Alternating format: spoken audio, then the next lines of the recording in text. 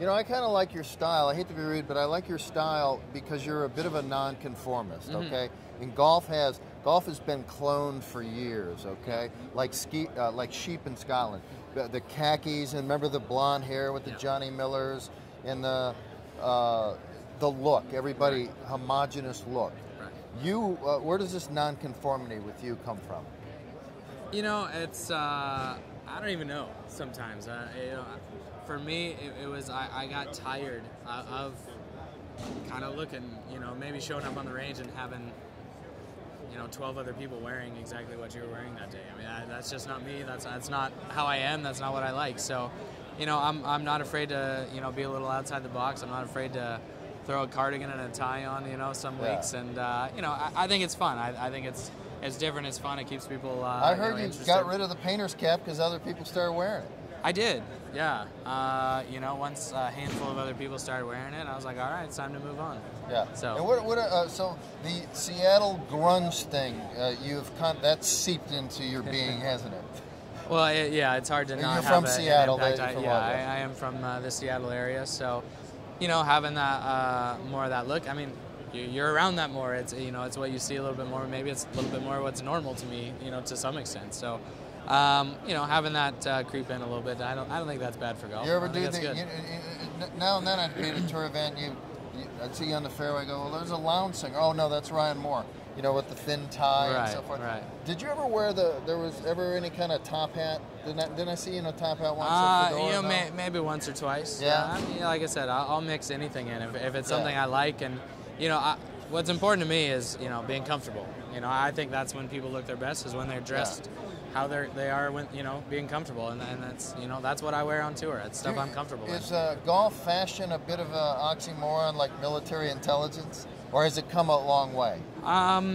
You know, I think it's devolved a little bit. I think it used to be a lot more fashionable. I think it used to be a lot more current, you know, back in the 60s, 70s. You'd see guys wearing, at the time, what was actually fashionable at the time. Right. And I think these days, you know, it's definitely gone more athletic, and I think that golf in general has gone more athletic. But, you know, it's nice to see some companies making stuff that is athletic but actually has a little more traditional golf look at the same time. I think it's good to see, and honestly, that's why I mix a tie in every once in a while, because I appreciate where golf came from. Yeah. I love how it used to look and how it used to be, and that feel it had. So, you know, for me, it's a little bit of a, you know, paying respects to golf. You know, I noticed, though, you don't do the old Tom Morris, Harry Vardon tweed jacket with patches on the sleeve. Yeah, that's a little bit hard in 90 degrees. How do they swing, Ryan, with those? Not very well, I think is the answer to that. But I can't even imagine. I mean, these guys were really great champions. Harry Vardon, old Tom Morris, they're all wearing these big tweed. How do you make a turn? I have no idea. Not in the modern golf swing. Okay, that's speaking for sure. of different, you live in Vegas. Your brother told me he has seen you gamble a total of maybe $200 in your whole life. How do you live in Vegas and not gamble? I'm smart. That's why. You know, I'm just not a gambler in general. You know, I'm not a guy that goes out and plays, you know, $100 a hole against people, you know, when I'm home. And you don't get in those crazy Mickelson Tuesday games? You know, it's not appealing to me. I have putts for hundreds of thousands of dollars, you know, week in and week out. It's, you know, why do I want that extra stress on my life? I have it, you know, all the time. And yeah, I've never made a sports bet. That's something that's intrigued me. Never made a sports bet.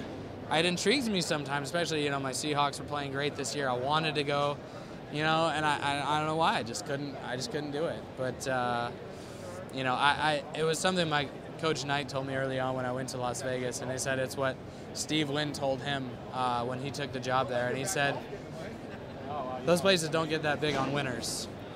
So just figure that out real early on, and you'll be all right. Right. There's a lot of sad luck stories in Vegas. Have you seen any of them? You know, people losing everything. And I've definitely seen a few where it's like it reaffirms that I definitely don't want to mess with it too much.